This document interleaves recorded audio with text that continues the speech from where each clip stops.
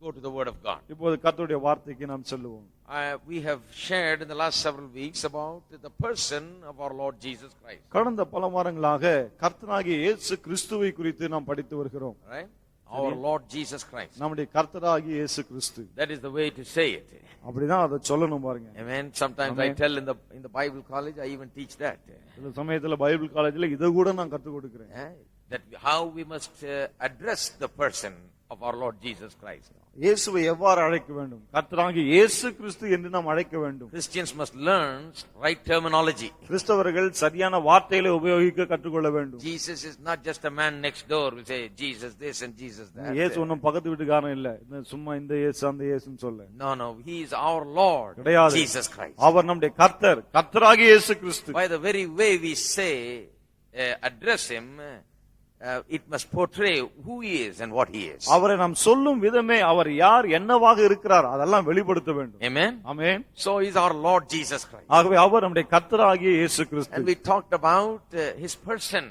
அவரை குறித்தே நாம் முதலாவது படித்தோம். Talked about his pre-existence. அவர் முன்னமே இருந்தவர் என்று பார்த்தோம். Then we talked about his incarnation. பிறகு அவருடைய மனு அவதாரத்தை பற்றி பார்த்தோம். How that incarnation took place. அந்த மனு அவதாரம் எப்படி நடந்தது அதை பார்த்தோம். Talked about his earthly life. அவருடைய உலக வாழ்க்கையை பற்றி பார்த்தோம். And all of those things. அந்த காரியங்கள் எல்லாம் படித்தோம். And we talked about his two different natures. அவருடைய ரெண்டு வித்தியாசமான தன்மைகளை குறித்து பேசினோம். That he is divine as well as human. அவர் தேவன் அதே சமயத்திலே மனிதனாகவும் இருக்கிறார். How there can be two natures in one person. எப்படி ஒரு நபருக்குள்ளே ரெண்டு தன்மைகள் இருக்க முடியும் என்பதை பார்த்தோம். Not two persons with two different natures. ரெண்டு வித்தியாசமான தன்மைகளை கொண்ட ரெண்டு நபர்கள் அல்ல. Two natures in one person. ரெண்டு தன்மைகள் ஒருவருக்குள்ளே இருந்தது. Not a mixture of two natures in one person. ஒருவருக்குள்ளே ரெண்டு தன்மைகளும் கலந்து இல்லை. No, two distinctly different and separate natures, divine and human, in one person. ரெண்டு தன்மைகளும் காணக்கூடிய விதத்திலே தனித்தனியான தன்மைகள் ஒன்னா கலக்கவில்லை. தெய்வீக தன்மை, மனுஷீக தன்மை. He is divine and human. அவர் தெய்வீகமானவர் அதே சமயத்திலே மனுஷனா இருக்கிறார். We saw those things. அந்த காரியங்கள் எல்லாம் பார்த்தோம். This is the basic thing in our belief. நாம் நம்புகிற காரியங்களிலே இதெல்லாம் அடிப்படையான காரியங்கள். I told you people will say, why do you believe that he is Lord? நான் உங்களுக்கு சொன்னேன் இல்லையா, அவர் கர்த்தர் என்று ஏன் நீங்கள் நம்புகிறீர்கள் என்று மக்கள் கேட்பார்கள். Why do you believe that he is God? ஏன் அவர் தேவன் என்று நீங்கள் நம்புகிறீர்கள்? I showed you so many reasons with scriptural evidences why we believe that he is Lord and why we worship him as Lord. ஏன் இயேசுவை கர்த்தர் என்று நாம் விசுவாசிக்கிறோம், ஏன் அவரை தேவனாக நாம் வணங்குகிறோம்? வேதத்தின் அடிப்படையில் நிறைய ஆதாரங்களோடு நான் உங்களுக்கு பல காரணங்களை சொன்னேன். All right, evidence after evidence.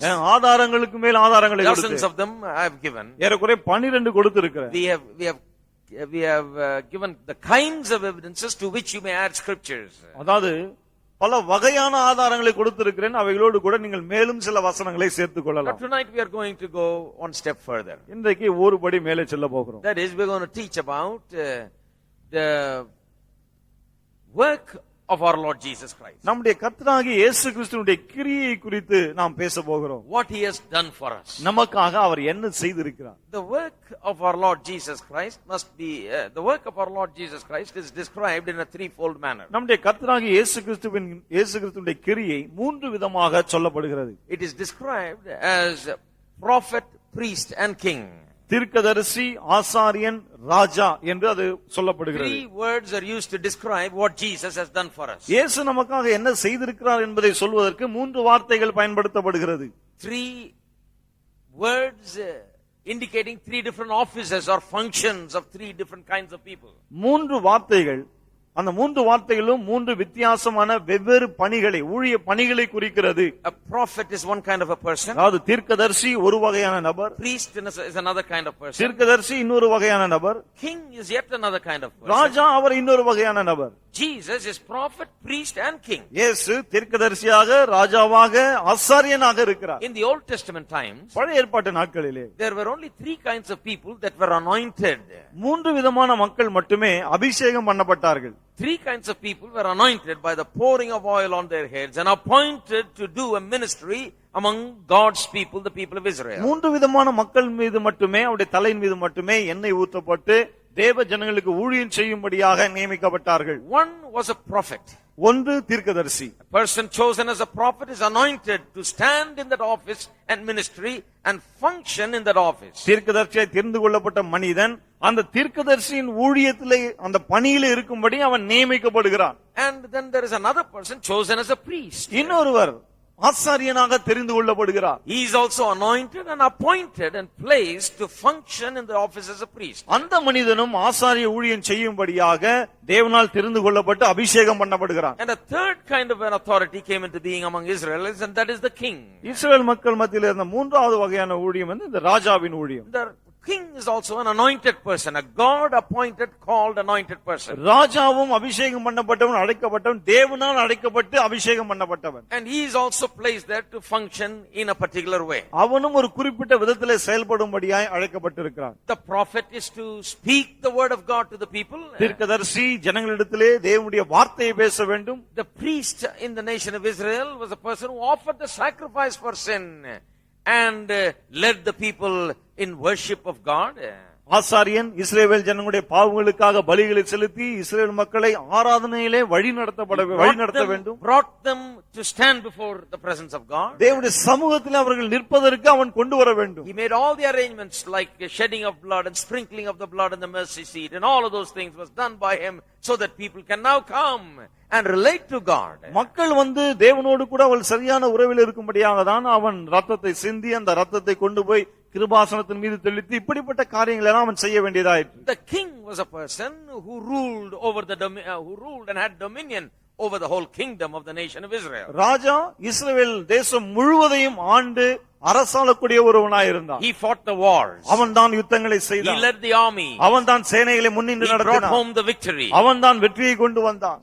And all these three ministries or three persons that did these three kinds of ministries were to signify the one person, Jesus Christ, who will do all of these things in that one person. இந்த மூன்று வகையான ஊழியங்களை செய்தார்களே மூன்று வெவ்வேறு நபர்கள், இவர்கள் இந்த மூன்று ஊழியங்களும் ஒன்றாய் செய்யக்கூடிய இயேசு கிறிஸ்துவை சித்தரிக்கக்கூடியவர்களாய் இருந்தார்கள். They were only a picture, a type and a figure and a foreshadow of Christ, this wonderful person who will embody in himself all these three different functions and carry it out in his person. இந்த மூன்று வெவ்வேறு பணிகளையும் தனக்குள்ள அடக்கிக் கொண்டு இந்த மூன்று பணிகளையும் செய்து நிறைவேற்றக்கூடிய கிறிஸ்து இவருக்கு நிழலாட்டமாக மாதிரிகளாக தான் அவர்கள் எல்லாம் திகழ்ந்தார்கள். In other words, Christ does so much for us. வேறுவிதமா சொல்ல போனால் கிறிஸ்து நமக்காக நிறைய செய்கிறார். That before he came, in order to portray it and picture it, they needed three different persons in great offices sitting there and carrying out their duties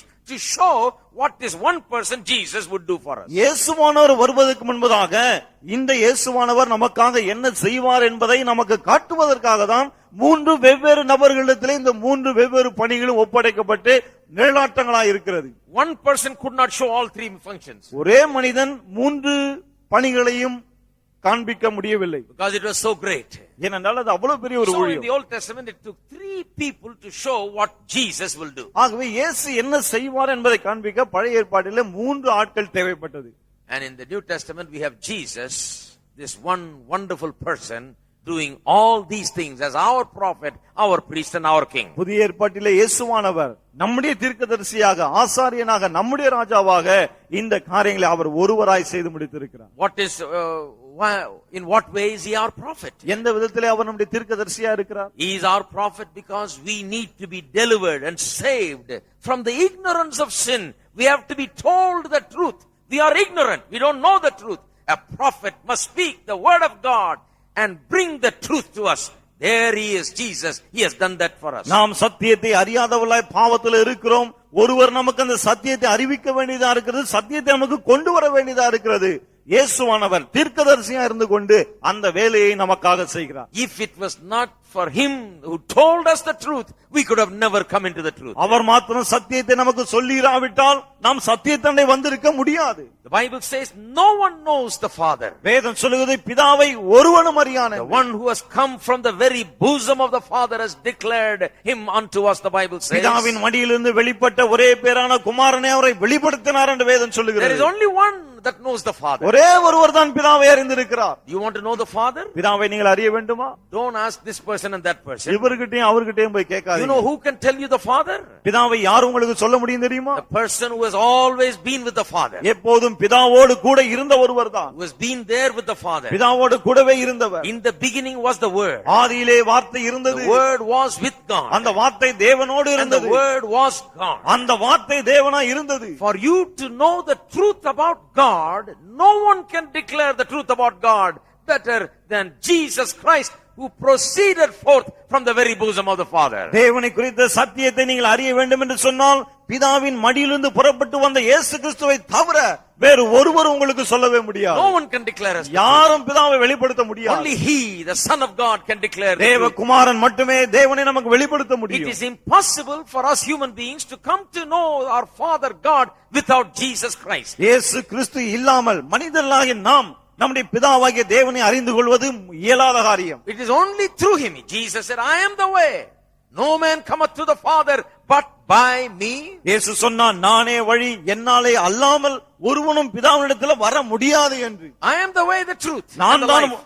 நானே வழியும் சத்தியமும் ஜீவனுமாய் இருக்கிறேன் No என்றார். man comes to the Father but by me. என்னாலே அல்லாமல் ஒருவனும் பிதாவண்டை வருவதில்லை. What does He mean? அவர் என்ன அர்த்தத்துல சொல்லுகிறார்? Many things. பல காரியங்கள் இருக்கு. One of the things is you cannot even begin to know God without His help. அதுல ஒன்று என்ன, என்னுடைய உதவி இல்லாமல் தேவனை நீங்கள் அறிந்து கொள்ள ஆரம்பிக்க கூட முடியாது என்று And சொல்லுகிறார். another thing is இன்னொன்று, you cannot come and stand before God without His shed blood and His sacrifice on the cross. அவருடைய சிந்தப்பட்ட ரத்தம் சிலுவையிலே அவருடைய பலி இது இல்லாமல் தேவனுக்கு முன்பாய் நாம் வந்து நிற்க முடியாது.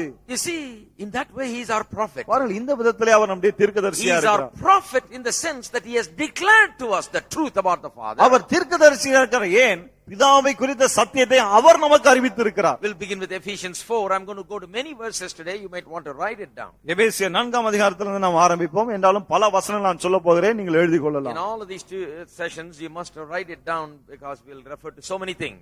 பல்வேறு காரியங்கள் நாம் சொல்ல போகிறோம், ஆகவே நீங்கள் எழுதி கொண்டால் நல்லது. Ephesians 4:17. எபேசியர் 4:17. This I say therefore and testify in the Lord that ye henceforth walk not as the Gentiles walk, in the vanity of their mind, having their understanding darkened, being alienated from the life of God through the ignorance that is in them because of the blindness of their heart. ஆதலால் கர்த்தருக்குள் நான் உங்களுக்கு சாட்சியாக சொல்லி எச்சரிக்கிறது என்னவெனில், மற்ற புறஜாதிகள் தங்கள் வீணான சிந்தையிலே நடக்கிறது போல நீங்கள் இனி நடவாமல் இருங்கள். அவர்கள் புத்தியில் அந்தகாரப்பட்டு தங்கள் இருதய கடினத்தினால் தங்களில் இருக்கும் அறியாமையினாலே தேவனுடைய ஜீவனுக்கு அந்நியராயிருந்து. Paul tells the believers, he said, you don't walk like the Gentiles in darkness. Pavul விசுவாசிகளை பார்த்து சொல்லுகிறார், புறஜாதிகள் இருளில் நடக்கிறது போல நீங்கள் நடக்க கூடாது. They don't know God. அவர்கள் தேவனை அறியாது இருக்கிறார்கள். When it comes to the knowledge of God, they are in darkness. தேவனை அறிகிற அறிவு என்று வரும்போது அவர்கள் இருளில் They இருக்கிறார்கள். know science, they know mathematics, they know everything. But when it comes to the knowledge of God, they know zero, nothing. அவளுக்கு விஞ்ஞானம் தெரியும், கணிதம் தெரியும், எல்லாம் தெரியும். ஆனால் தேவனை அறிகிற அறிவு என்று வரும்போது பூஜ்யம் தான். That is what it's talking about. அதை குறித்து தான் பேசுகிறார். About their blindness and the heart darkened and so on. அவருடைய புத்தி அந்தகாரப்பட்டு இருக்கிறது, அவருடைய இருளில் இருக்கிறார்கள், அதை பற்றி. It happened in the fall of man. மனிதன் பாவத்துல விழுந்தானே அப்போது அது From சம்பவித்தது. the time that man fell into sin, மனிதன் என்றைக்கு பாவத்துல விழுந்தானோ he's been separated from God. அது முதற்கொண்டு தேவனை விட்டு பிரிந்திருக்கிறான். There is an alienation from the life of God. தேவனுடைய ஜீவனுக்கு அவன் அந்நியனாகி விட்டான். He's ignorant in his mind. புத்தியிலே அறியாதவனாய் இருக்கிறான். Understanding is darkened. அவனுடைய புத்தி அந்தகாரப்பட்டிருக்கிறது. Heart is blinded. இருதயம் குருடா இருக்கிறது. He's in that condition. அவன் அப்படிப்பட்ட நிலைமையில தான் இருக்கான். We were all in that condition. நாம my friend. எல்லாரும் நண்பர்களே அப்படிப்பட்ட நிலைமையில தான் இருந்தோம். We were ignorant. நாம் அறியாமையில இருந்தோம். And how did we know God? தேவனை எப்படி நாம் அறிந்து கொண்டோம்? Jesus is the one that declared God to us. தேவனை நமக்கு அறிவித்தவர் இயேசுதான். Without Jesus, it is impossible to know இயேசு God. இல்லாமல் தேவனை அறிவது என்பது முடியாத In காரியம். that way, He is our prophet. பாருங்க, இந்த விதத்திலே அவர் நம்முடைய தீர்க்கதரிசியா This is what இருக்கிறார். I want to teach about tonight. இதை குறித்து தான் இன்றைக்கு இரவு நான் போதிக்க I want to விரும்புகிறேன். talk about the prophet. தீர்க்கதரிசி குறித்து பேச விரும்புகிறேன். How Jesus is our prophet. எப்படி இயேசு நம்முடைய தீர்க்கதரிசியா இருக்கிறார். But let me tell you how He is our priest and how He is our king also. Just a minute. பாருங்க, ஒரு நிமிஷத்துல எப்படி அவர் நம்முடைய ஆசாரியனாக நம்முடைய ராஜாவாக இருக்கிறான் அதையும் நான் சொல்லி விடுகிறேன். Because I'm going to teach on that in the coming weeks. வரப்போகிற வாரங்களிலே அதை குறித்து நான் போதிக்க போகிறேன். We needed a priest also. நமக்கு ஒரு ஆசாரியனும் You தேவைப்பட்டது. see, we need a prophet to tell us about God. பாருங்கள், தேவனை குறித்து சொல்வதற்கு நமக்கு ஒரு தீர்க்கதரிசி தேவை. Because who is a prophet? ஏனென்றால் ஒரு தீர்க்கதரிசி என்பவன் யார்? Prophet is a man of God God, தீர்க்கதரிசி என்பவன் தேவனுடைய மனிதன், a messenger of God who has been given a word to speak. பேசும்படி ஜனங்களுக்கு சொல்லும்படி தேவனுடைய செய்தியை பெற்ற தேவனுடைய செய்தியாளர். God has given him something to speak. தேவன் பேசுவதற்கு ஏதோ ஒன்றை அவனுக்கு கொடுத்திருக்கிறார். Various ways he speaks. பல்வேறு விதங்களிலே அவர் பேசுகிறார். Various ways he gets the message. பல்வேறு விதங்களிலே அவன் செய்தியை பெறுகிறார். In the Old Testament, the prophets got it through dreams and visions and sometimes through the angels and so on. பழைய ஏற்பாட்டிலே தீர்க்கதரிசிகள் சில சமயத்திலே சொப்பனத்திலே, சில சமயத்திலே தரிசனங்களிலே, சில சமயங்களிலே தேவதூதர் மூலமாக தேவனுடைய செய்தியை பெற்றார்கள். And many times through the prompting of God's Holy Spirit, they opened their mouth and they spoke, and the Spirit of God caused them to speak under the inspiration of the Holy Spirit. பல சமயங்களிலே பரிசுத்த ஆவியானவர் தூண்டிவிட்டு பரிசுத்தாவினாலே ஏவப்பட்டு அவர்கள் பேச ஆரம்பித்தார்கள். So prophet is a man of God who speaks for God, speaks the word that God has given. ஆகவே தீர்க்கதரிசி என்பவன் ஒரு தேவ மனிதன், தேவன் கொடுக்கிற காரியத்தை தேவனுடைய சார்பிலே பேசுகிறவன். The things that he says brings us the knowledge of God. அவன் சொல்லுகிற காரியங்கள் நமக்கு தேவனை குறித்த அறிவை கொடுக்கிறது. That is what Jesus did for us. இயேசு அதை தான் நமக்காக செய்தார். That is what we needed. அதுதான் நமக்கு We தேவைப்பட்டது. needed someone to come from God with a message to declare to us. நமக்கு சொல்லும்படி தேவனிடத்திலிருந்து யாராவது ஒரு செய்தியை கொண்டு வர வேண்டியதா இருந்தது. So that our ignorance may be gone, so that we may know God. எதற்காக? நம்முடைய அறியாமை விலகி நாம் தேவனை அறிந்து கொள்வதற்காக. But not only did we need a prophet who can give us the knowledge of God. தேவனை குறித்த அறிவை கொடுக்கக்கூடிய ஒரு தீர்க்கதரிசி நமக்கு தேவை என்பது மட்டுமல்ல. Not only did we need a prophet to deal with our ignorance. நம்முடைய அறியாமை அகற்ற ஒரு தீர்க்கதரிசி நமக்கு தேவை என்பது மட்டுமல்ல. We needed something more than a prophet. ஒரு தீர்க்கதரிசியை விட இன்னும் அதிகமாய் ஒன்று நமக்கு தேவை. We needed a priest. நமக்கு ஒரு ஆசாரியன் Who is தேவைப்பட்டது. the priest? யார் இந்த ஆசாரியன்? The priest is a very important man with a very important function in the Old Testament. ஆசாரியன் மிக முக்கியமான ஒருவன், மிக முக்கியமான ஒரு பணியை செய்தவன் பழைய ஏற்பாட்டிலே. The priest is the one to whom people brought the sacrifices. ஆசாரியனிடத்திலே தான் மக்கள் இந்த பலிகளை கொண்டு And the வந்தார்கள். priest offered the sacrifices. ஆசாரியன் அந்த பலிகளை செலுத்தினார். He knew exactly what to do and how to shed the blood and kill the animal and what to do with the blood and so on, so that people will find acceptance to God through the sacrifice. என்ன செய்ய வேண்டும் என்று இவனுக்கு தெரியும். எப்படி அந்த மிருகத்தை கொன்று அந்த ரத்தத்தை சிந்தி அந்த ரத்தத்தை கொண்டு போய் தெளித்து மக்களை தேவனிடத்தில் ஒப்புரவாக்குவதற்கு என்னவெல்லாம் செய்ய வேண்டும் என்று இவனுக்கு தெரியும். And then he goes there and he appears there in the presence of God for the people. அதன் பிறகு தேவனுடைய சமூகத்திலே ஜனங்களுக்காக இவன் போய் நிற்கிறான். Because he has removed the guilt of sin. ஏனென்றால் இந்த பாவ குற்றத்தை அவன் அகற்றி விட்டான். The priest's job is to offer sacrifice so that the guilt of the people, the guilt of sin may be removed. ஆசாரியனுடைய வேலை என்ன? பாவ குற்றம் அகற்றப்படும்படி ஜனங்களுக்காக பலி செலுத்த வேண்டும். Whatever needs to be done to remove the guilt of sin was done by the priest. பாவ குற்றத்தை அகற்ற என்னவெல்லாம் செய்யப்பட வேண்டுமோ அது ஆசாரியனால் செய்யப்பட்டது. See, just the knowledge of God is not enough. பாருங்கள், தேவனை குறித்த அறிவு மட்டும் போதாது.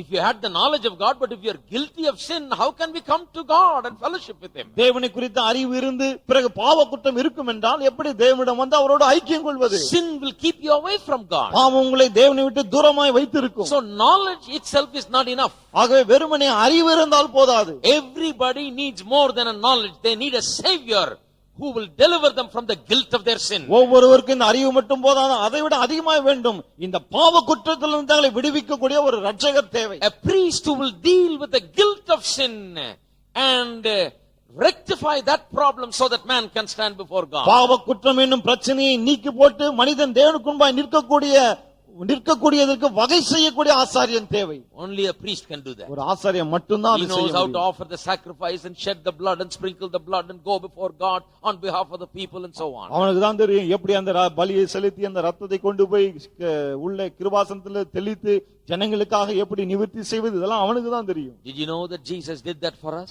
இயேசு அதை நமக்காக செய்தார். உங்களுக்கு தெரியுமா? When we come to it in the next few weeks, I'll teach you the glorious truth about how he was not only our priest, but he became our sacrifice also. He was the sacrifice as well as the priest.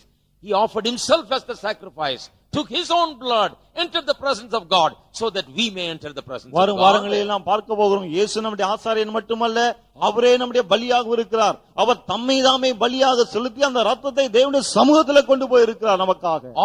Everything about the cross and everything that God has done through Christ's death on the cross will be taught under that heading. சிலுவை குறித்தும் சிலுவையிலே கிறிஸ்துவானவர் செய்த எல்லாவற்றை குறித்தும் இந்த தலைப்பின் கீழே நாம் போதிக்க போகிறோம். And thirdly, மூன்றாவது, the king, ministry of the king is also important. ராஜாவின் ஊழியம் அதுவும் முக்கியம். Why?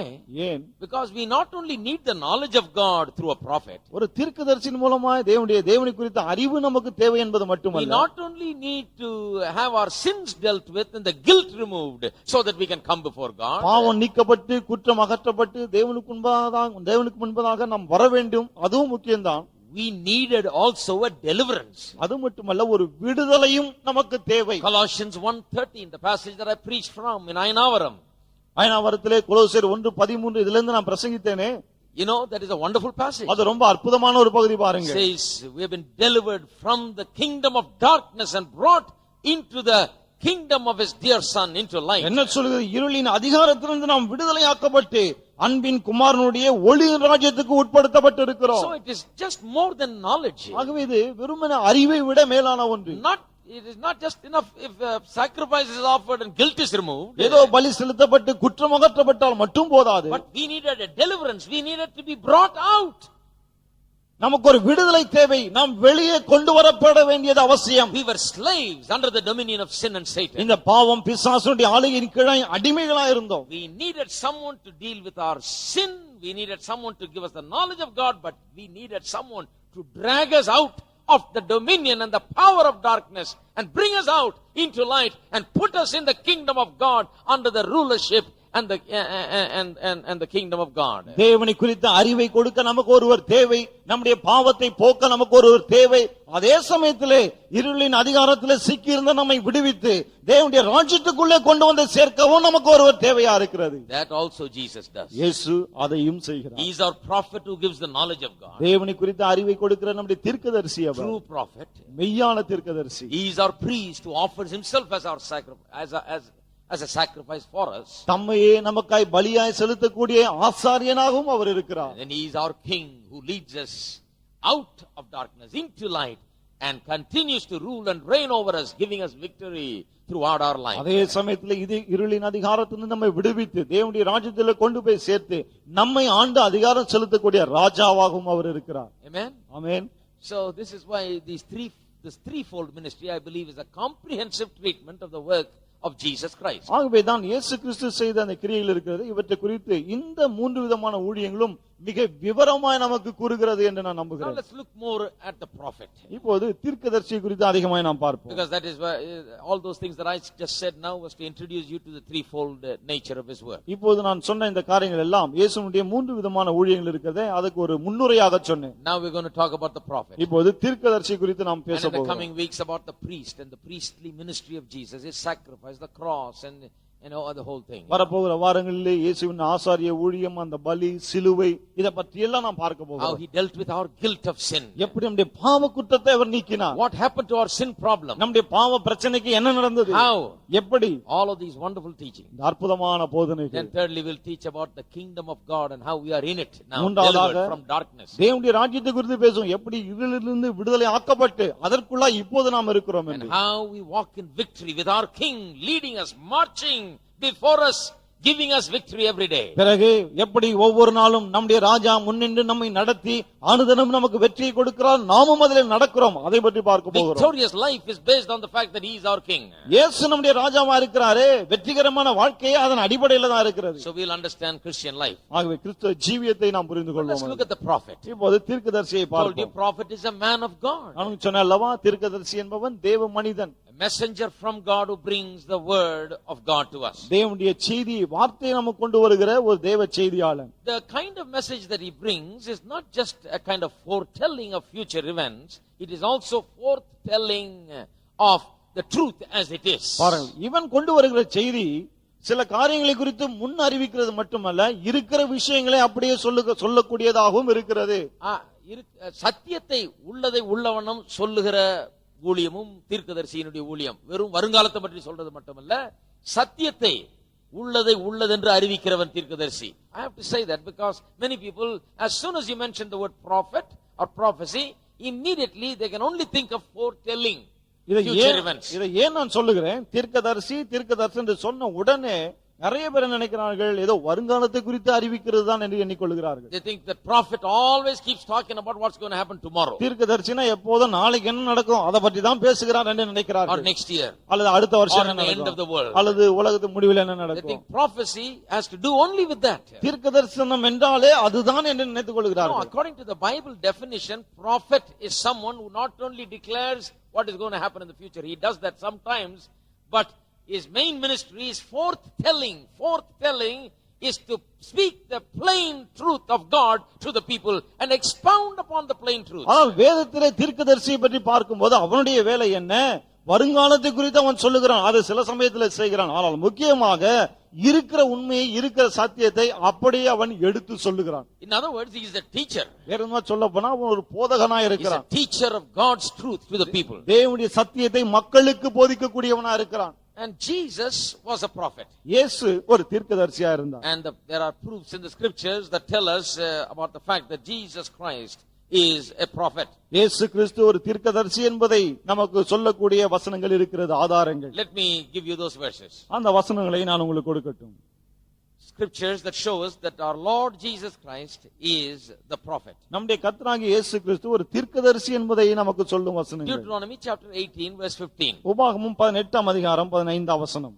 The Lord thy God, Moses says, will raise up unto thee a prophet from the midst of thee, of thy brethren, like unto me. இங்கே Unto him ye shall hearken. மோசே இங்கே சொல்லுகிறான், உன் தேவனாகிய கர்த்தர் என்னை போல ஒரு தீர்க்கதரிசி உனக்காக உன் நடுவே உன் சகோதரரிலிருந்து எழும்ப பண்ணுவார், அவருக்கு செவி கொடுப்பீர்களாக. Moses declared this to the people of Israel. மோசே இதை இஸ்ரவேல் ஜனங்களுக்கு அறிவித்தான். Can you believe that? இதை நம்ப முடியுதா? He tells the people of Israel that came out of Egypt, he tells them, God will raise up for you a prophet like unto me. எகிப்திலிருந்து வெளியே வந்த இஸ்ரவேல் ஜனங்களை பார்த்து சொல்லுகிறான், என்னை போல தேவன் ஒரு தீர்க்கதரிசியை உங்களுக்கு எழும்ப பண்ணுவார் என்று. He will raise him up right from your midst. உங்கள் நடுவிலிருந்தே எழும்ப பண்ணுவார். Like unto me, like me he will be. பாருங்க, என்ன போல இருப்பார் என்று சொல்லுகிறான். Unto him you shall hearken. அவருக்கு செவி கொடுப்பீர்களாக. I don't know if Israeli people really did understand that or not. இஸ்ரவேல் ஜனங்களுக்கு இது உண்மையா புரிஞ்சுதா இல்லையான்னு எனக்கு தெரியல. Because in the New Testament you can read that many times these Pharisees are in a fight with Jesus. பாருங்க, புதிய ஏற்பாட்டுல என்ன வாசிக்கிறோம், பல சமயம் இந்த பரிசேயர் இயேசுவோடு கூட சண்டை போட்டுட்டே இருந்தாங்க. You know what they said? அவங்க என்ன சொன்னாங்க தெரியுமா? You don't tell us what to do. Our prophet is Moses. என்ன செய்யணும் நீர் எங்களுக்கு சொல்ல வேண்டாம், எங்களுடைய தீர்க்கதரிசி மோசே என்றார்கள். But Moses, their prophet, said, you better hear that prophet. God is going to raise up another prophet like me from among you. You hear him, he said. ஆனால் அவருடைய தீர்க்கதரிசி மோசே அவனே சொல்லிவிட்டான், தேவன் என்னை போல ஒரு தீர்க்கதரிசி உங்கள் நடுவிலிருந்து எழும்ப பண்ணுவார், அவருக்கு செவி கொடுங்கள் என்று. See the irony. These people are saying Moses is our prophet. You don't tell us. என்ன நிலைமை பாருங்க, இவங்க சொல்றாங்க நீ சொல்லாத, மோசே சொல்லுவாருன்னு. Moses said, மோசே சொல்றான், you hear him. அவருக்கு செவி கொடுங்க. This is how people miss it. Really, people miss the truth. Generation to generation you can see it. பாருங்க, மக்கள் இப்படிதான் சத்தியத்தை இழந்து போகிறார்கள். தலைமுறை தலைமுறையா நீங்க இப்படி பார்க்கலாம். People miss the truth because they don't see what it is saying. வசனம் என்ன சொல்கிறது என்பதை காண்பதில் ஆகவே சத்தியத்தை இழந்து How போகிறார்கள். many times Jesus told these Pharisees and these Jewish people, he said, you read the scriptures, you search the scriptures, they speak of me. எத்தனை முறை இயேசு யூதர்களை பரிசேயரை பார்த்து சொல்லி இருப்பார், வேத வாக்கியங்களை வாசித்து பாருங்கள், தேடி பாருங்கள், ஆராய்ந்து பாருங்கள், அவைகள் என்னை குறித்து பேசுகிறது என்று. If you read the scriptures properly, you will respect me. he said. வேத வாக்கியங்களை ஒழுங்கா வாசித்திருந்தா என்ன மதிப்பீர்கள் என்றார். You are revering the scriptures. வேத வாக்கியங்களை அவ்வளவு பயபக்தியா எண்ணுகிறீர்கள், You are kissing the scriptures. வசனங்களை முத்தமிடுகிறீர்கள், And you are holding it in high place. வசன வேதத்துக்கு அவ்வளவு முக்கியத்துவம் When கொடுக்கிறீங்க. anybody speaks against it, you will stone him and kill him. யாராவது எதிர்த்து பேசினால் கல்லெறிந்து கொள்ளவும் செய்வீர்கள். But these people, every one of them have to be stoned and killed because they rejected Christ, of whom the entire law and the prophets testify. ஆனால் பாருங்கள், இந்த மக்கள் தான் கல்லெறியப்பட வேண்டும். ஏன்? நியாயப்பிரமாணம் தீர்க்கதரிசியும் சாட்சி சொன்ன இந்த இயேசுவை அவர்கள் புறக்கணித்தார்கள். See, they brought a woman caught in adultery and said, what will you do with her? விபச்சாரத்தில் பிடிபட்ட ஒரு பெண்ணை கொண்டு வந்து இவளை என்ன செய்யணும்னு கேட்டாங்க. Because the law of Moses said you shall stone her. என்ன மோசேயின் பிரமாணம் சொன்னது அவளை கல்லெறிய வேண்டும் என்று. Jesus said, he who has no sin, let him cast the first stone. இயேசு சொன்னால் பாவம் இல்லாதவன் முதலாவது கல்லை எறியட்டும். I tell you, the Jews had committed the ultimate sin, sin of all sins. பாருங்கள், யூதர்கள் பாவத்திலே மிக பெரிய பாவத்தை செய்து The விட்டார்கள். Pharisees had committed the sin of all sins, the mother of all sins. The rejection of God's Son was their sin. பரிசேயர் எல்லா பாவத்துக்கும் தாயா இருக்கிற பாவத்தை செய்தார்கள். என்ன பாவம் அது? தேவகுமாரனாகிய இயேசுவை புறக்கணித்தார்கள். I tell you, my friend, rejecting God's son. தேவ குமாரனை நிராகரித்தார்கள். Because they had the Bible, but they didn't understand. ஏனென்றால் வேதம் இருந்தது, ஆனால் அதை புரிந்து கொள்ளவில்லை. How many people are like that in the world today? எத்தனை பேர் இன்றைய உலகத்தில் அப்படி இருக்கிறார்கள்? Got the Bible that don't understand it, my friend. வேதம் இருக்கிறது, ஆனா அதை புரிந்து கொள்ளவில்லை. What is it speaking about? அது எதை குறித்து பேசுகிறது? None of the Jewish people had any understanding of it. யூதர்கள் ஒருத்தனுக்காக அது குறித்து அறிவில்லை. They all screamed, crucify him. எல்லாரும் கூச்சல் போட்டார்கள், அவனை சிலுவையில் அறையும் என்று. All rejected him. எல்லாரும் அவரை நிராகரித்தார்கள். Now John 16, யோவான் 16 அதிகாரத்துக்கு verse செல்வோம். 4.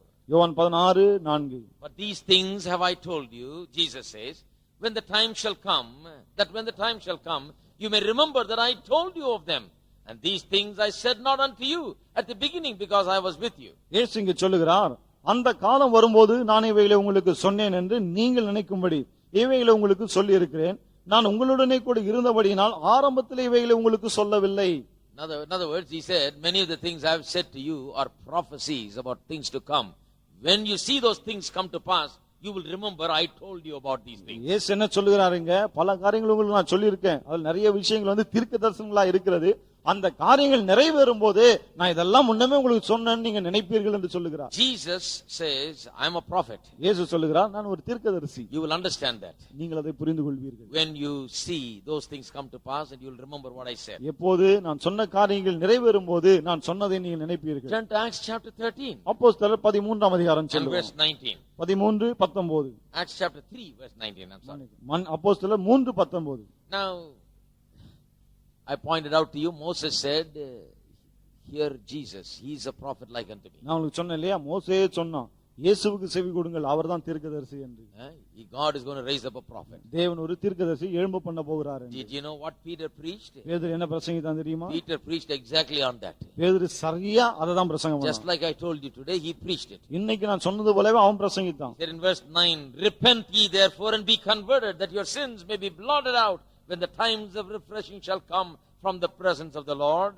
19 வசனம், ஆனபடியினாலே கர்த்தருடைய சன்னிதானத்திலிருந்து இளைப்பாறுதலின் காலங்கள் வரும்படிக்கும் முன்னே குறிக்கப்பட்ட இயேசு கிறிஸ்துவை அவர் உங்களிடத்தில் அனுப்பும்படிக்கும். See, he is quoting a prophecy. பாருங்க, ஒரு தீர்க்க தரிசனத்தை இவன் இங்கே மேற்கோள் காட்டுகிறான்.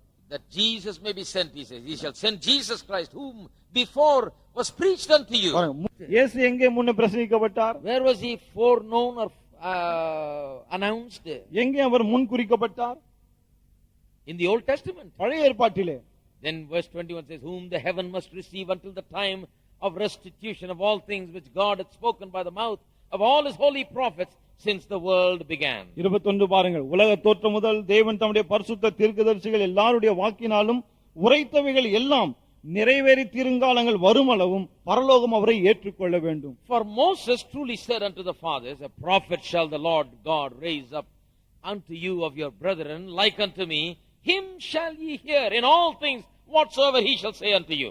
மோசே பிதாக்களை நோக்கி, உங்கள் தேவனாகிய கர்த்தர் என்னை போல ஒரு தீர்க்கதரிசி உங்களுக்காக உங்கள் சகோதரரிலிருந்து எழும்ப பண்ணுவார், அவர் உங்களுக்கு சொல்லும் எல்லாவற்றிலும் அவருக்கு செவி கொடுப்பீர்களாக. The whole point is, these people are crying saying Moses is our prophet. He said that Jesus is the prophet, you must hear everything he says. பாருங்க, விஷயமே இதுதான். இவங்கெல்லாம் கத்திட்டு இருந்தாங்க, மோசே தான் எங்கள் தீர்க்கதரிசி. ஆனா மோசே சொன்னா இயேசு தான் தீர்க்கதரிசி, அவருக்கு செவி கொடுங்கள் என்று. Catholics are saying the mother of Jesus is our mainstay. கத்தோலிக்கர் சொல்றாங்க, இயேசுவின் தாய் அவங்க தான் நமக்கு We முக்கியம். listen to her. அவங்க பேச்சை நாம But the கேட்கலாம். mother of Jesus says, listen to him and do what he says. இயேசுவின் தாய் என்ன சொல்றாங்க, இவருக்கு செவி கொடுங்க, இவர் என்ன சொல்றாரோ அந்த மாதிரி The செய்யுங்க. mother of Jesus didn't say, you listen to me. இயேசுவின் தாய் சொல்லல, என் பேச்சை கேளுங்க. People miss the whole. Again and again in history you see that they make the big blunder. சரித்திரத்துல திரும்ப திரும்ப நீங்க பார்க்கலாம், மக்கள் மிகப்பெரிய தவறை செய்கிறார்கள். Now verse 23. 23 It shall come to pass that now Peter is preaching on that. இத குறித்து தான் இங்க பேதுரு பிரசங்கிக்கிறான். Now there it says he's going to raise up a prophet, you hear him.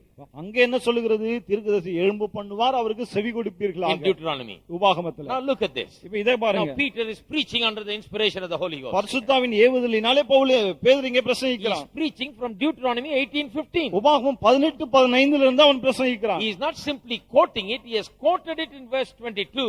Now he is preaching it in verse 23. பாருங்க, அதை சும்மா மேற்கோள் காட்டவில்லை, 22ல மேற்கோள் காட்டிவிட்டு 23ல அதை குறித்து பிரசங்கிக்கிறான். He says, it shall come to pass that every soul which shall not hear the prophet shall be destroyed from among the people. அந்த தீர்க்கதரிசியின் சொல் கேளாதவன் எவனோ அவன் ஜனத்தில் இராதபடிக்கு நிர்மூலமாக்கப்படுவான் என்றான். He's now preaching. இப்போ பிரசங்கம் பண்றான் பாருங்க. Yea, all the prophets from Samuel and those that follow after, as many as have spoken, have likewise foretold of these days. Samuel முதற்கொண்டு எத்தனை பேர் தீர்க்கதரிசனம் உரைத்தார்களோ அத்தனை பேரும் இந்த நாட்களை முன்னறிவித்தார்கள். So Jesus is the prophet that the whole of the Old Testament was telling us about. ஆகவே இயேசு பழைய ஏற்பாடு முழுவதும் முன்னறிவித்த ஒரு தீர்க்கதரிசியா இருக்கிறார். All of the Old Testament is speaking about this great prophet that is going to come and bring us the revelation of the knowledge of God. பழைய ஏற்பாடு முழுவதும் இந்த மாபெரும் தேவனுடைய தீர்க்கதரிசியை குறித்து பேசுகிறது. இவர்தான் வந்து தேவனை குறித்த வெளிப்பாட்டை நமக்கு கொடுக்க And போகிறார். the Old Testament declares very clearly, hear him. பழைய ஏற்பாடு மிக தெளிவாய் சொல்லுகிறது, அவருக்கு செவி கொடுங்கள்.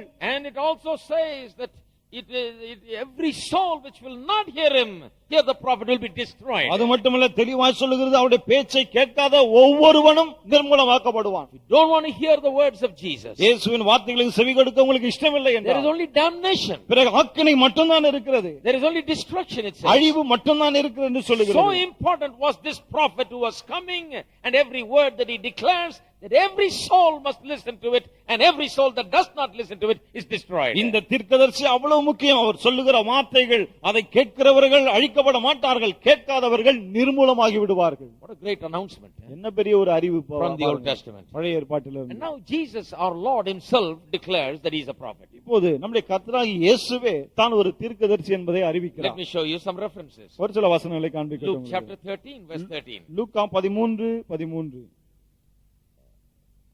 No, not Luke 13, John 14 rather. மன்னிக்கும். John 14. யோவான் 14ஆம் அதிகாரம். John 14, verse 10. யோவான் 14:10. John 14:10. யோவான் 14:10. Believest thou not that I am in the Father, and the Father in me? The words that I speak unto you, I speak not of myself, but the Father that dwelleth in me, he doeth the works. நான் பிதாவிலும் பிதா என்னிலும் இருக்கிறது நீ விசுவாசிக்கிறது இல்லையா? நான் உங்களுடனே சொல்லுகிற வசனங்களை என் சுயமாய் சொல்லவில்லை, என்னிடத்தில் வாசமாயிருக்கிற பிதாவானவரே இந்த கிரியைகளை செய்து வருகிறார். He says, when whatever I speak, I am speaking because the words have been given by the Father to me. பாருங்க, இயேசு என்ன சொல்லுகிறார், நான் என்னவெல்லாம் பேசுகிறேனோ அதெல்லாம் அந்த வார்த்தைகள் பிதாவினால் எனக்கு கொடுக்கப்படுகிறது, ஆகவே தான் நான் பேசுகிறேன் He is என்று. claiming, in other words, to be a prophet, a messenger from God with a word from God. இன்னொரு விதமா சொல்ல போனால், நான் தேவனுடைய செய்தியாளன், தேவனுடைய தீர்க்கதரிசி, தேவனுடைய வார்த்தையை உங்களுக்கு சொல்லுகிறேன் என்று Because சொல்லுகிறார். that's what the prophet is, a man of God who speaks with a message from God. ஏனென்றால் தீர்க்கதரிசி என்றால் யார்? தேவனுடைய மனிதன், தேவனுடைய செய்தியை மக்களுக்கு அறிவிக்கிறவன். Now turn to John chapter 8, verse 26. இப்போ யோவான் 8:26 நாம் சொல்லுவோம். I have many things to say and to judge of you, but he that sent me is true, and I speak to the world those things which I have heard of him. உங்களை குறித்து பேசவும் நியாயந்தீர்க்கவும் எனக்கு அநேக காரியங்கள் உண்டு. என்னை அனுப்பினவர் சத்தியமுள்ளவர், நான் அவரிடத்தில் கேட்டவைகளையே உலகத்துக்கு சொல்லுகிறேன் என்றார். Once again he says, everything that I speak comes from him. I'm a messenger, prophet from God. மறுபடியும் சொல்ல பாருங்க, நான் பேசுறதெல்லாம் அவர்கிட்ட தான் வருது, நான் தேவனுடைய தீர்க்கதரிசி செய்தியாளன் என்று I'm சொல்லுகிறார். not saying what I want to say, I'm saying what he says. பாருங்க, நான் விரும்புகிறதை நான் சொல்லவில்லை, அவர் என்ன சொல்லுகிறாரோ அதை தான் நான் சொல்லுகிறேன். Exactly what a prophet is. He doesn't speak for himself, he speaks for God with the word from God. பாருங்க, ஒரு தீர்க்கதரிசி சரியா இப்படிதான் இருக்கிறான். அவன் சுயமாய் பேசுவதில்லை, அவன் தேவனுடைய சார்பிலே தேவனுடைய வார்த்தையை பேசுகிறான். Once again he claims to be a prophet. மீண்டுமா இங்கே தான் ஒரு தீர்க்கதரிசி என்று இயேசு சொல்லுகிறார். John chapter 8, verse 49 and 50. பிறகு யோவான் 8:49-50. He says, for I have not spoken of myself, but the Father which sent me. He gave me a commandment, what I should say and what I should speak. And I know that his commandment is life everlasting. Whatsoever I speak, therefore, even as the Father said unto me, so I speak. 12:49-50. யோவான் 12ஆம் அதிகாரம், யோவான் 12ஆம் அதிகாரம் 49-50. 12:49 and 50. நான் சுயமாய் பேசவில்லை, நான் பேச வேண்டியது இன்னதென்றும் உபதேசிக்க வேண்டியது இன்னதென்றும் என்னை அனுப்பின பிதாவே எனக்கு கட்டளையிட்டார். அவருடைய கட்டளை நித்திய ஜீவனாய் இருக்கிறது என்று அறிவேன். ஆகையால் நான் பேசுகிறவளை பிதா எனக்கு சொன்னபடியே பேசுகிறேன் என்றார். Once again the same thing. He says, I am not speaking my words. It's word of God. I am a messenger with a prophetic message from God. மறுபடியும் அதே கருத்து தான் சொல்றார். நான் சுயமா பேசவில்லை, தேவனுடைய தீர்க்கதரிசன வார்த்தைகளை சுமந்து கொண்டு நான் வருகிறேன் என்று சொல்லுகிறார். Now turn to John 7 verse 29. யோவான் 7:29 நாம் No, சொல்லுவோம். Matthew 7:29. மன்னிக்கும், மத்தேயு 7:29. Matthew 7 at the end of the Sermon on the Mount. மலை பிரசங்கத்தின் முடிவிலே பாருங்க. And the verse before verse 9, verse 29, verse 28 says that they were astonished at his teaching. 28ஆம் வசனம் சொல்லுகிறது அவருடைய போதகத்தை குறித்து ஜனங்கள் ஆச்சரியப்பட்டார்கள். Verse 29 says, 29 for சொல்லுகிறது, he taught them as one having authority, not as the scribes. பாருங்க தமிழ்ல 28ஆம் வசனம், அவர் வேதபாரகரை போல் போதியாமல் அதிகாரமுடையவராய் அவர்களுக்கு போதித்தபடியால் என்று. Now, there is a difference between a scribe teaching and Jesus teaching. பாருங்க, ஒரு வேதபாரகன் போதிக்கிறதுக்கும் இயேசு போதிக்கிறதுக்கும் ஒரு வித்தியாசம் இருக்கு. What is a scribe doing? வேதபாரகன் என்ன செய்றான்? A scribe is taking from here and teaching. வேதபாரகன் இங்கிருந்து எடுத்து போதிக்கிறான். He is expounding on the word. வசனத்தை விளக்கி சொல்லுகிறான். That's all. அவ்வளவுதான். Jesus is speaking the very word of God. ஆனால் இயேசுவோ தேவனுடைய வார்த்தையே பேசுகிறார். The scribe is teaching from the word. வேதபாரகன் வசனத்திலிருந்து போதிக்கிறான். But Jesus is speaking the very word that the scribe preaches from. ஆனால் இயேசுவானவரோ வேதபாரகன் எந்த வசனத்திலிருந்து பேசுகிறானோ அந்த வசனத்தையே அப்படியே பேசுகிறார். In other words, he claims once again to be a prophet. வேறு விதமா சொல்ல போனால் தான் தீர்க்கதரிசி என்பதை மீண்டுமா இங்கே அவர் உறுதிப்படுத்துகிறார். He says, he clearly says there that he has the authority because he speaks from God, God's word. அதிகாரமுடையவராய் போதித்தார். ஏன்? தேவனுடைய அதிகாரம், தேவனுடைய வார்த்தை அவரிடத்தில் இருக்கிறது. So the Bible tells us that Jesus is a prophet. ஆகவே இயேசு ஒரு தீர்க்கதரிசி என்று வேதம் சொல்கிறது. The Old Testament announced the fact that he will be the greatest prophet. அவர்தான் மிகப்பெரிய தீர்க்கதரிசியாக இருப்பார் என்ற உண்மையை பழைய ஏற்பாடு அறிவித்து விட்டது. Everyone must hear him. எல்லாரும் அவருக்கு செவி கொடுக்க Don't வேண்டும். hear him, there is only destruction. அவருடைய பேச்சுக்கு செவி கொடுக்கலனா அழிவுதான். When Jesus came, he said exactly the same thing. I have come with a message, you better hear me. இயேசு வந்தபோது அதே தான் சொன்னார். ஒரு செய்தியோடு நான் வந்திருக்கிறேன், என்னுடைய வார்த்தைக்கு செவி கொடுங்கள் என்று. Now we look at the various stages in which he exercised his prophetic ministry. Various stages in which he exercised his prophetic ministry. இப்போது தன்னுடைய தீர்க்கதரிசன ஊழியத்தை எப்படி அவர் பல்வேறு கட்டங்களிலே பயன்படுத்தினார், வெளிப்படுத்தினார் என்பதை நாம் பார்க்க போகிறோம். First of all, let's talk about how before he came in the human form, how he exercised his prophetic ministry. முதலாவது மனுஷீகத்துல மனிதனாய் உருவெடுத்து வருவதற்கு முன்பதாக எப்படி தன்னுடைய தீர்க்கதரிசன ஊழியத்தை அவர் செய்தார் அதை நாம் பார்க்க Now போகிறோம். this may confuse some people. இது சிலருக்கு குழப்பத்தை You கொடுக்கலாம். say, how was he a prophet before he came? அவர் உலகத்துல வரதுக்கு முன்னாடி எப்படி தீர்க்கதரிசியா He can இருந்தார்? only be a prophet after he comes. வந்த பிறகுதானே அவர் தீர்க்கதரிசியா இருக்க முடியும். See, that is why we taught about the pre-existence of Christ. ஆகவே தான் நாம் முன்னரே போதித்தோம் கிறிஸ்து முன்னரே இருக்கிறவர் என்று. Christ did not begin to exist 2000 years ago. கிறிஸ்து ஏதோ 2000 வருஷத்துக்கு முன்னாடி தான் வந்தார்னு கிடையாது.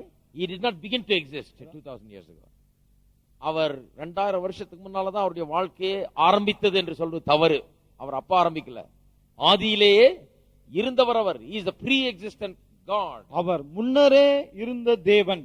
So before his incarnation also he was in a prophetic ministry. ஆகவே மனு அவதாரம் எடுப்பதற்கு முன்னரே கூட அவர் தீர்க்கதரிசன ஊழியத்தை செய்து வந்தார். John chapter 1 is talking about the pre-incarnate Christ. யோவான் 1ஆம் அதிகாரம் கிறிஸ்து முன்னமே இருக்கிறவர் என்பதை குறித்து பேசுகிறது. Verse 1, that famous verse says, in the beginning was the word. That is, the word is Jesus. He says, in the beginning was the word. முதலாம் வசனம் பாருங்கள், ஆதியிலே வார்த்தை இருந்தது, அந்த வார்த்தை தான் இயேசு. ஆகவே ஆதியிலே வார்த்தை இருந்தது என்று And சொல்கிறார். the word was with God. அந்த வார்த்தை தேவனிடத்தில் The இருந்தது. word was God. அந்த வார்த்தை தேவனாய் இருந்தது. John is talking about what Jesus was before he came, entered the world as Jesus Christ. இயேசுவானவர் இந்த உலகத்திலே வந்து பிரவேசிப்பதற்கு முன்பதாக என்னமாய் இருந்தார் என்பதை குறித்து யோவான் இங்கே சொல்லுகிறார். And in the following verses he goes on. பிறகு பின்வரும் வசனங்களை தொடர்ந்து The சொல்லுகிறார். same, that is the same Jesus Christ was in the beginning with God. அவர் ஆதியிலே, அதே இயேசு ஆதியிலே தேவனோடு இருந்தார். Now listen to this. All things were made by him, and without him was not anything made that was made. சகலமும் அவர் மூலமாய் உண்டாயிற்று, உண்டானதொன்றும் அவராலே அல்லாமல் உண்டாகவில்லை. Still talking about Jesus as he was before he entered the world. இன்னமும் இயேசு உலகத்திலே வருவதற்கு முன்பதாக என்னமாய் இருந்தாரோ அதை பற்றி தான் பேசுகிறார். What was he doing? அவர் என்ன செய்து He was கொண்டிருந்தார்? there with God. அவர் தேவனோடு இருந்தார். What did he do? என்ன செய்தார்? He created the world, he our says. உலகத்தை சிருஷ்டித்தார் என்று Then in சொல்லுகிறார். verse 4 he says, in him was life. பிறகு 4 சொல்லுகிறான், அவருக்குள் ஜீவன் இருந்தது. Still talking about pre-existent Christ, before incarnation Christ. இன்னும் கூட மனு அவதாரம் எடுப்பதற்கு முன்பதாக இருந்த கிறிஸ்துவை குறித்து தான் பேசுகிறான். In him was life. அவருக்குள் ஜீவன் இருந்தது. The life was the light of men. அந்த ஜீவன் மனுஷருக்கு ஒளியா இருந்தது. The light shineth in darkness and darkness comprehended it not. அந்த ஒளி இருளிலே பிரகாசிக்கிறது, இருளானது அதை பற்றிக் கொள்ளவில்லை. And then he talks about John. பிறகு யோவானை குறித்து He பேசுகிறார். says he was not the light, he was sent to bear witness to the என்ன light. சொல்லுகிறான்? அவன் அந்த ஒளி அல்ல, அந்த ஒளி குறித்து சாட்சி கொடுக்க வந்தவனா இருந்தான் என்று Then in சொல்லுகிறான். verse 9 he again talks about Jesus. பிறகு மறுபடியும் 9ஆம் வசனத்திலே இயேசுவை குறித்து பேசுகிறான். That was the true light, அந்த ஒளியே மெய்யான ஒளி, which lighteth every man that cometh into the world. அது உலகத்திலே வந்து எந்த மனுஷனையும் பிரகாசிப்பிக்கிறது. He's talking about Jesus Christ who forever exists. என்றென்றைக்குமாய் இருக்கிற இயேசு கிறிஸ்துவை குறித்து And he பேசுகிறான். says he is the light which lighteth every man. என்ன சொல்லுகிறான்? இந்த ஒளி எந்த மனுஷனையும் பிரகாசிப்பிக்கிறது. How does he light every man? எப்படி எல்லா மனுஷனும் ஒவ்வொரு மனுஷனும் Well, பிரகாசிப்பிக்கிறார்? there are many ways you can explain it, but let me just give you one example. இதை One பல side of it. விதங்களிலே நாம் விளக்கலாம். ஆனால் ஒரு உதாரணத்தை நான் உங்களுக்கு 1 கொடுக்கிறேன். Peter chapter 1 verse 11. 1 பேதுரு 1:11.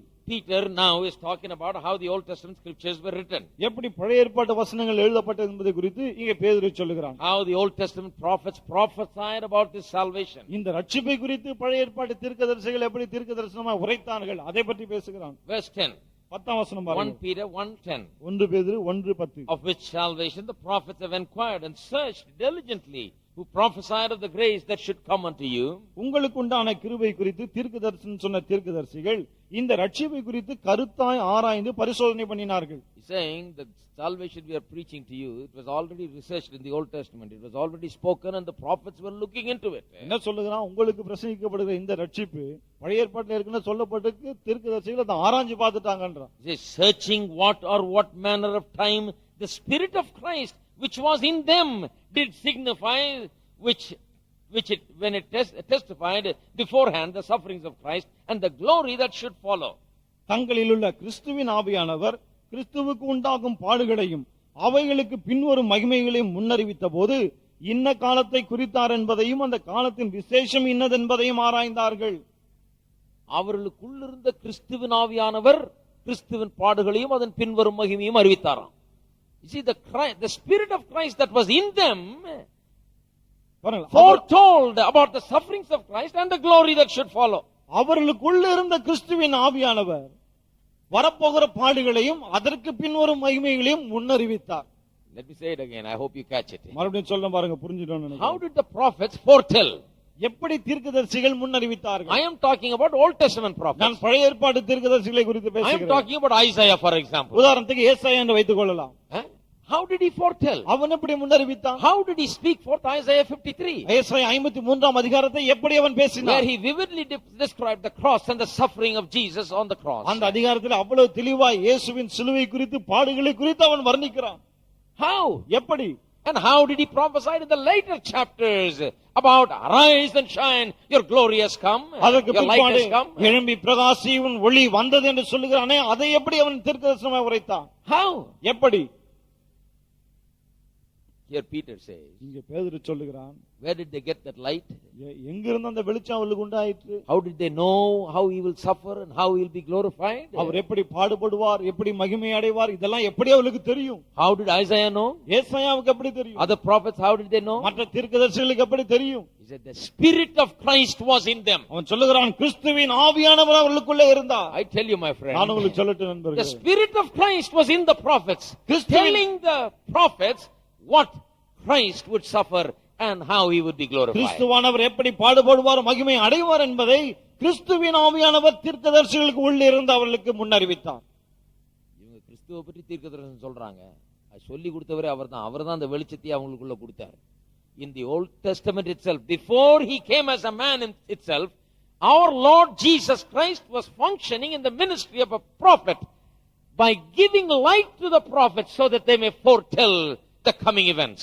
இந்த உலகத்திலே மனிதனாய் அவதாரம் எடுத்து வருவதற்கு முன்பதாகவே வரப்போகிற காரியங்களை கிறிஸ்துவானவர் ஒரு தீர்க்கதரிசியாக இருந்து கொண்டு தீர்க்கதரிசிகள் மூலமாய் முன்னறிவித்தார்.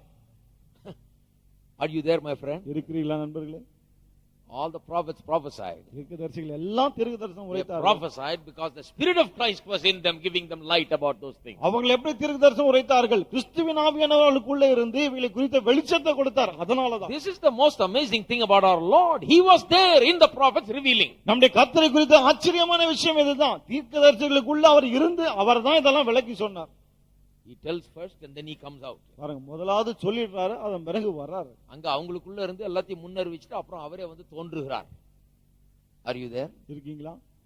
Who announced it? How did they announce it? யார் அதை அறிவித்தது? எப்படி அறிவித்தது? The prophets announced it because this person who has appeared in the world in flesh, when the word became flesh, was in them. The Spirit of Christ was in them, telling them these things. தீர்க்கதரிசி தான் அறிவித்தான். ஆனால் மாம்சத்திலே வெளிப்பட்ட இவர் கிறிஸ்துவின் ஆவியானவர் அவர்களுக்குள்ள இருந்து முன்னாலே இதெல்லாம் சொல்லிவிட்டார். After incarnation, மனு அவதாரம் எடுத்த பிறகு, see, this is before incarnation. He was functioning as he already began to function as a prophet. இது வந்து மனு அவதாரம் எடுப்பதற்கு முன்பதாக ஏற்கனவே அவர் தீர்க்கதரிசியாய் செயல்பட ஆரம்பித்து விட்டார். Don't think Jesus was there like a zombie sitting there, in the heavens doing nothing in eternity. இயேசு சும்மா பரலோகத்துல கடந்த நித்தியத்துல ஒண்ணுமே செய்யாம அப்படியே மந்தமா உட்கார்ந்தாருன்னு நினைக்காதீங்க. அப்படியே அசையாத பொம்மை மாதிரி அப்படியே உட்கார்ந்து மனுஷனா போனோன்னு எந்திரிச்சு அப்படியே வந்துட்டாரு. No. He was creating the world. He created the world. அவர்தான் உலகத்தை சிருஷ்டித்தார். He was working through the prophets, proclaiming the suffering and the glory and all of those things. தீர்க்கதரிசியின் மூலமா அவர் கிரியை செய்தார். தம்முடைய பாடுகள், அதற்கு பின்வரும் மகிமை, இதெல்லாம் அவர் முன்னறிவித்தார். Then he came into the world. அதன் பிறகு இந்த உலகத்துக்குள்ளே When he வந்தார். walked in this world, he was walking around as a prophet. இந்த உலகத்திலே அவர் வாழ்ந்த போது ஒரு தீர்க்கதரிசியாக தான் அவர் சுற்றி உலாவி வந்தார். How did he function as a prophet in this world after his incarnation? மனு அவதாரம் எடுத்த பிறகு இந்த உலகத்திலே இருந்தபோது எப்படி தீர்க்கதரிசியாய் செயலாற்றினார்? He functioned as a prophet by teaching us about the Father. பிதாவை குறித்து நமக்கு போதித்ததன் மூலம் தீர்க்கதரிசியாய் அவர் Take செயல்பட்டார். some of his great teaching. அவருடைய சில மாபெரும் போதனைகள் What is எடுத்துக்கொள்ளுங்கள். his one great teaching? அவருடைய ஒரு மாபெரும் போதனை The என்ன? Sermon on the Mount. மலை பிரசங்கம். What is Sermon on the Mount? மலை பிரசங்கம் என்னது? Sermon on the Mount is something that really revealed what the law of God is all about. மலை பிரசங்கம் தேவனுடைய பிரமாணம் என்றால் என்ன, அதை அப்படியே வெளிப்படுத்துகிறதா இருக்கிறது. Teaching the true meaning of the 10 commandments. அந்த 10 கற்பனைகளின் உண்மையான அர்த்தத்தை அது நமக்கு போதிக்கிறது. Revealing to us the heart of God and the holiness of God and the righteousness of God. தேவனுடைய இருதயத்தை, தேவனுடைய பரிசுத்தத்தை, தேவனுடைய நீதியை நமக்கு வெளிப்படுத்துகிறது. The Jews had the 10 commandments but never understood the holiness and the righteousness of God. யூதரிடம் 10 கற்பனைகள் இருந்தது, ஆனால் தேவனுடைய பரிசுத்தத்தை, நீதியையும் ஒரு காலம் புரிந்து கொள்ளவே இல்லை. If they understood it, they would have been like some of the men of old that said, "Oh, is me, I am a man of unclean lips." புரிந்து கொண்டிருந்தால், ஐயோ நான் அதமானேன், நான் அசுத்த உதடுள்ள மனுஷன் என்று அவர்கள் சொல்லி If they இருப்பார்கள். had understood, the Jewish people would have knelt down before God and said, "Lord, my righteousness is like filthy rags. Make me righteous. Give me your righteousness." அதை புரிந்து கொண்டிருந்தால் சொல்லியிருப்பார்கள், தேவனே என்னுடைய நீதி அழுக்கான கந்தை போல இருக்கிறது, என்னை நீதியாக்க உம்முடைய நீதியை தாரும் என்று. They didn't understand that. ஆனா புரியல அவங்களுக்கு. So they were striving to prove their own righteousness. ஆகவே தங்களுடைய சுய நீதியை நிலைநிறுத்த பாடுபடுகிறார்கள். And Jesus came. இயேசு வந்தார். Right in the middle of the Sermon on the Mount, he said to them, மலை பிரசங்கத்தின் நடுவில் அவர்களுக்கு சொன்னார், "Unless your righteousness exceeds the righteousness of the Pharisees, you will never even see the kingdom of God." உங்களுடைய நீதி வேத பரிசேயருடைய நீதியை காட்டிலும் பெரியதா இல்லாவிட்டால் தேவனுடைய ராஜ்யத்தை உங்களால் காண முடியாது. What a shocking news. என்ன ஒரு அதிர்ச்சியான செய்தி பாருங்க. Pharisees represented the epitome of righteousness. பாருங்க, பரிசேயர் அவங்க தான் நீதிக்கு உச்சகட்டம்னு சொல்லலாம். And Jesus said, "Unless your righteousness," to the common people, he says, "exceeds the righteousness of the Pharisees, you will not even see the kingdom." சாதாரண பொது ஜனங்களை பார்த்து இயேசு சொல்லுகிறார், உங்களுடைய நீதி அவங்களுடைய நீதியை விட அதிகமா இராவிட்டா நீங்க தேவனுடைய ராஜ்யத்தை How காண can you get முடியாது. that righteousness? எப்படி அந்த நீதியை பெற முடியும்? Only if God gives his righteousness, it will exceed the righteousness of the Pharisees. தேவன் தம்முடைய நீதியை கொடுத்தால்தான் பரிசேயருடைய நீதியிலும் இது அதிகமாக முடியும். So Jesus' teaching was about God. ஆகவே இயேசுவுடைய போதனைகள் எல்லாம் தேவனை பற்றியதா Teaching இருந்தது. us about the Father. பிதாவை பற்றி போதித்தார். Listen to his teaching about God's love, தேவனுடைய அன்பை குறித்து அவருடைய போதனைகளை God's பாருங்கள். gracious purpose, தேவனுடைய கிருபையுள்ள நோக்கங்களை God's குறித்து, nature. தேவனுடைய தன்மை குறித்து. All of these things I have no time to refer to, but read some of those teachings. பாருங்க, இதெல்லாம் சொல்ல எனக்கு நேரம் இல்லை, ஆனா அந்த போதனைகளை வாசித்து Even in பாருங்க. the Sermon on the Mount, he teaches about the Father who loves, மலை பிரசங்கத்துல கூட அன்பு கூறுகிற பிதாவை குறித்து பேசுகிறார். and Father who is holy, பரிசுத்தமா இருக்கிற பிதாவை குறித்து his பேசுகிறார். nature. அவருடைய சுபாவம். Be holy even as your Father in heaven is holy. பரலோகத்திற்கு உங்கள் பிதா பரிசுத்தரா இருக்குது போல நீங்களும் பரிசுத்தமா இருங்கள். He says in the Sermon on the Mount, right in the middle of it, he says, your Father is one who loves even his enemies. மலை பிரசங்கத்தின் நடுவிலே சரியா சொல்றாரு, உங்கள் பிதா எதிரிகளை கூட நேசிக்கிறார் என்று. He gives rain and sun to the good and the bad. நல்லவர்கள் கெட்டவர்கள் ரெண்டு பேருக்கும் மழையையும் வெளிச்சத்தையும் அவர் கொடுக்கிறார். Talking about the love of God. தேவனுடைய அன்பை குறித்து பேசுகிறார். So by doing this, he revealed to us God. அவர் இதை செய்ததன் மூலமாய் தேவனை அவர் நமக்கு வெளிப்படுத்தினார். He was a prophet. அவர் ஒரு True தீர்க்கதரிசி. prophet giving us the knowledge of God. தேவனை குறித்த அறிவை நமக்கு கொடுத்த மெய்யான தீர்க்கதரிசி அவர். Then in John 14:9 we read about how he taught us by his life and his example. பிறகு யோவான் 14:9 பார்க்கிறோம், எப்படி தன்னுடைய வாழ்க்கையின் மூலமாய் மாதிரியா இருந்து அவர் நமக்கு ஒரு முன்மாதிரியா இருந்தார் என்று. He said to Philip, பிலிப்பை பார்த்து அவர் சொன்னார், he said, he that has seen me has seen the Father. என்னை கண்டவன் பிதாவை கண்டான். He says, my life, my example, all that I am represents who the Father is and what he our is. சொல்லுகிறார், என்னுடைய வாழ்க்கை நான் என்னவாகவெல்லாம் இருக்கிறேனோ அதெல்லாம் பிதா என்னவா இருக்கிறார் அதை பிரதிபலிக்கிறதா இருக்கிறது. You see me, you have seen the Father. என்னை கண்டாய் என்றால் பிதாவை நீ கண்டாய். John chapter 10 verse 37 and 38. யோவான் 10:37-38 பாருங்க. If I do not the works of the Father, believe me not.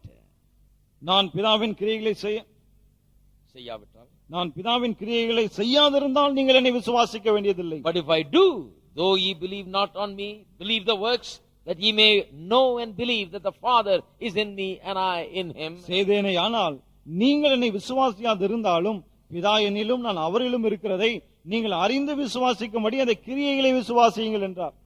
He says, my works represent who the Father is. சொல்லுகிறார், பிதா யார் என்பதை என்னுடைய கிரியையில் கூட வெளிப்படுத்துகிறது. It shows his love and compassion, அவருடைய அன்பை மனதுருக்கத்தை அது காண்பிக்கிறது. his healing of the leper, the lame, the blind, raising of the dead. All of that showed God's love and compassion. முடவனை குணமாக்கியது, குருடன் கண்கள் திறந்தது, மற்ற மக்களை சுகமாக்கியது எல்லாம் பிதாவின் அன்பை வெளிப்படுத்துகிறது. Forgiving the sinners showed the love of God. பாவிகளை மன்னித்தாரே அது தேவனுடைய அன்பை வெளிப்படுத்துகிறது. Then 1 Peter chapter 2 verse 21 and 22. 1 பேதுரு 2ஆம் அதிகாரம் 21-22. For even hereunto were ye called, because Christ also suffered for us, leaving us an example that we should follow his footsteps, who did no sin, neither was guile found in his mouth. இதற்காக நீங்கள் அழைக்கப்பட்டும் இருக்கிறீர்கள். ஏனெனில் கிறிஸ்து உங்களுக்காக பாடுபட்டு நீங்கள் தம்முடைய அடிச்சுவடுகளை தொடர்ந்து வரும்படி உங்களுக்கு மாதிரியை பின்வைத்து போனார்.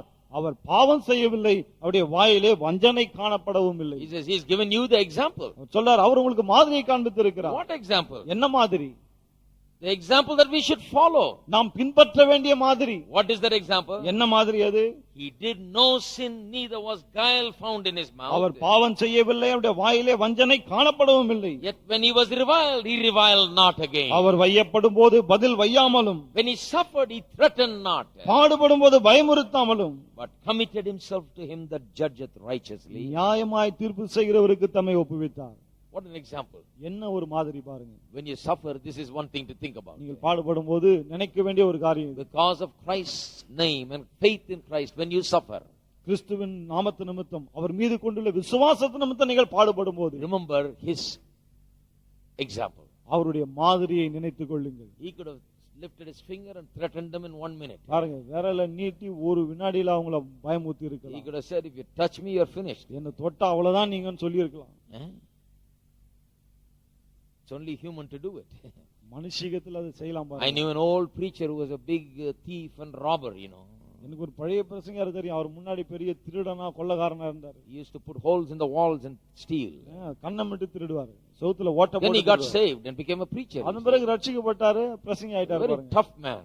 ரொம்ப கடினமான ஒரு ஆள். He could just literally like a buffalo he is, he can just pick you by the neck and throw you down. Erumadu மாதிரி இருப்பாரு பாருங்க, அப்படியே கழுத்தை பிடிச்சி தூக்கி நம்மள கீழ தூக்கி போடுவார். One day he was preaching on the street and he was preaching so strong, and one man came to him and held him by his shirt like this. ஒரு நாள் தெருவுல பிரசங்கம் பண்ணிட்டு இருந்தாரு, அவ்வளோ பலமா உறுதியா பிரசங்கம் பண்ணாரு. ஒருத்தன் வந்து அவருடைய சட்டை காலரை பிடிச்சான்.